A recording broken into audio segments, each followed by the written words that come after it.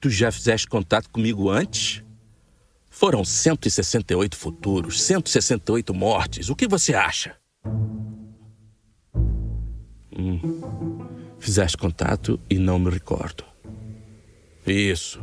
E nas outras vezes que eu consegui contato com você, Pedro, a sua reação realmente deixou a desejar.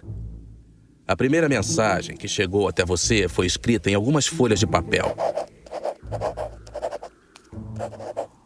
Foi o que eu consegui arranjar. Não estava bem escrita. Era um pedido de socorro, de ajuda, desesperada. Mas isso não fez a menor diferença, porque você nem leu o bilhete. Ao achar os papéis, simplesmente agradeceu a Deus que eles estavam ali e os usou para limpar os fundos. E a mensagem era longa, hein? Conseguiu cobrir 5 idas ao banheiro. Falando nisso, nessa altura, eu tenho certeza de que esse seu mal intestinal que o assola está relacionado com o ciclo temporal. Na primeira vez que eu vivi esse dia, seu estômago estava ótimo. Mas a cada vez que ele se repete, a sua saúde se deteriora e os sintomas digestivos vão ficando cada vez mais fortes.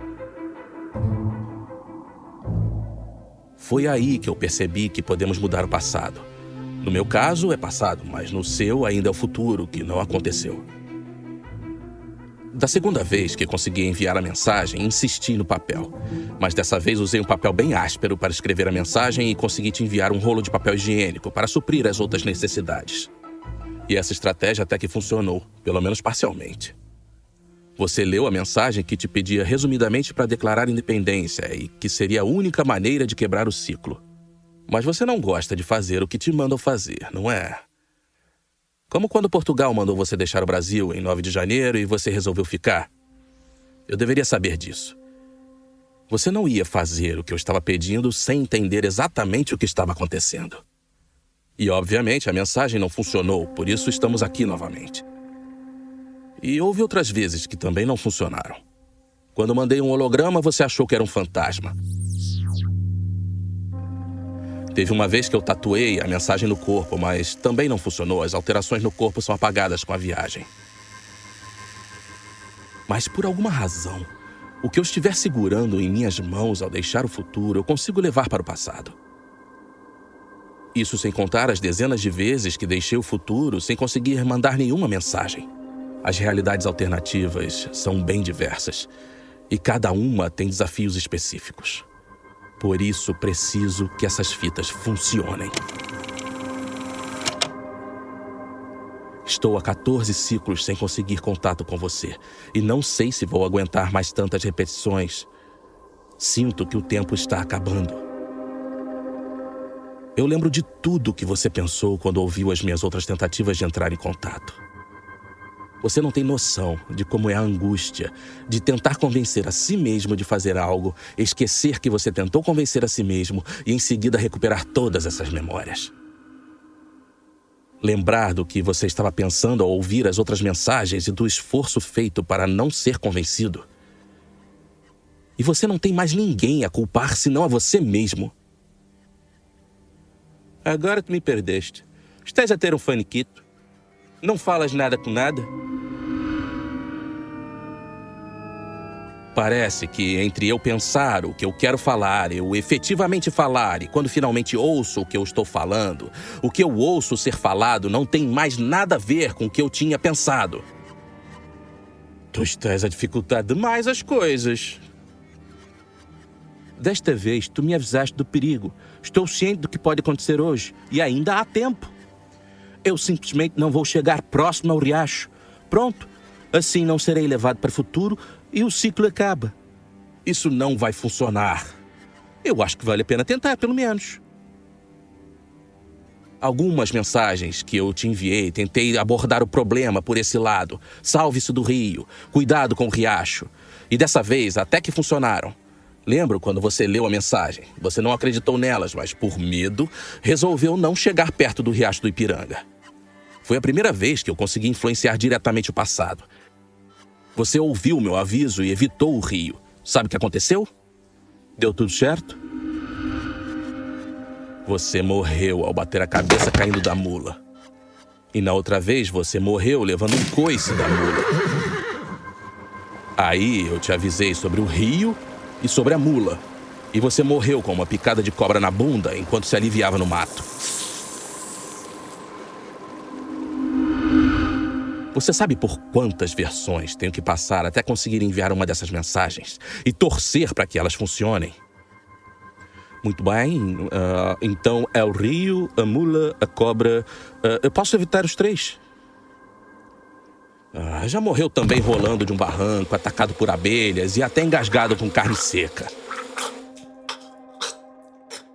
Não é sobre salvar você do rio, da mula ou da cobra. É sobre o seu destino na história do país. Por isso estou vendo tantas possibilidades para o Brasil. Mas para você ter alguma influência, você precisa declarar a independência. Nenhuma das versões que visitei isso aconteceu. Então tem que ser a resposta. Eu prefiro tentar do meu jeito. O teu jeito não funcionou e não funcionou inúmeras vezes.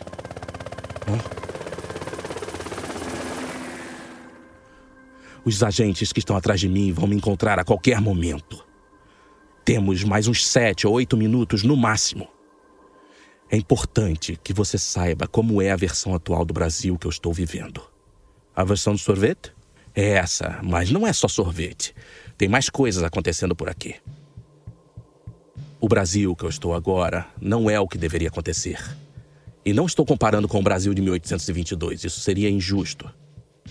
Parte da história que levou aos dias de hoje você conhece, fomos nós que fizemos.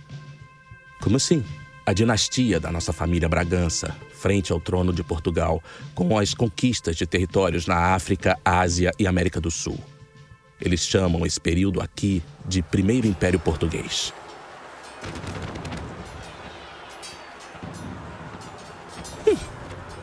Seria presunçoso nós chamarmos de Primeiro Império, mas gostei do nome.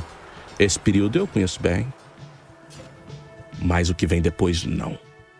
No passado dessa versão, a independência do Brasil não foi declarada em 1822 e voltamos a ser uma colônia de Portugal.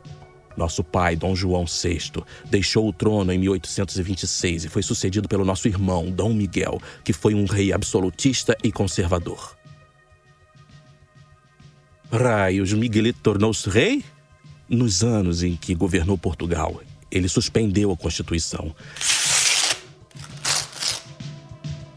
extinguiu direitos e liberdades dos portugueses, aumentou os poderes da igreja, censurou a imprensa e matou seus opositores.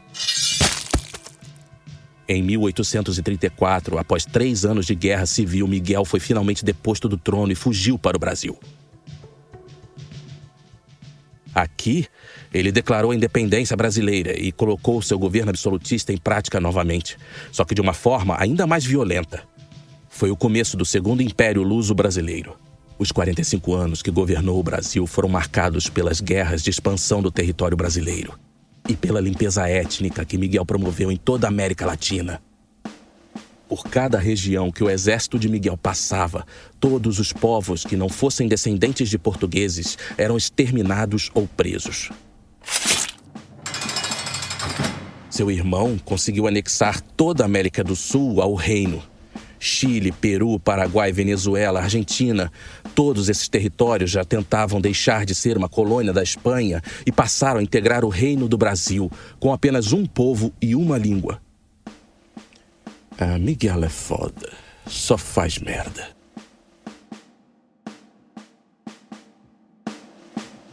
E só não foi mais longe porque, em 1889, foi deposto por um golpe militar e o Brasil se tornou uma república. Com o fim do reinado, os territórios anexados foram um a um se tornando independentes novamente. De lá para cá, o país passou por momentos de ditadura e democracia.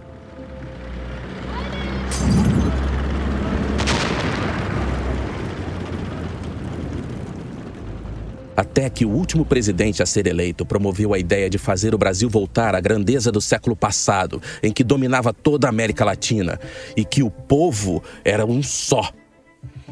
Esse pensamento começou a ganhar força e se iniciou o Terceiro Império Luso-Brasileiro.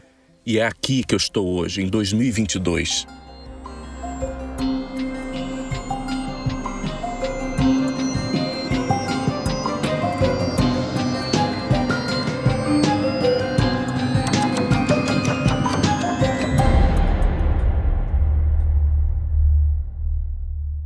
Fitas de Dom Pedro é uma série original Acon Studio e Tijuca Filmes, protagonizada por André Falcão e Roberto Rodrigues. Criada por Vitor Pimentel e Gustavo Colombo. Direção de André Falcão e roteiro de Vitor Pimentel. Desenho de som e mixagem de Ernesto Sena e Guilherme Farcas. Trilha sonora original de João Melo e Gabriel Reis. Produção: Vitor Pimentel, Gustavo Colombo, André Falcão e Guilherme Ripardo. Produção executiva: Marcela Batista. Controller: Juan Reale. Patrocínio do Governo do Estado do Rio de Janeiro, Secretaria de Estado de Cultura e Economia Criativa, através do edital Retomada Cultural RJ2.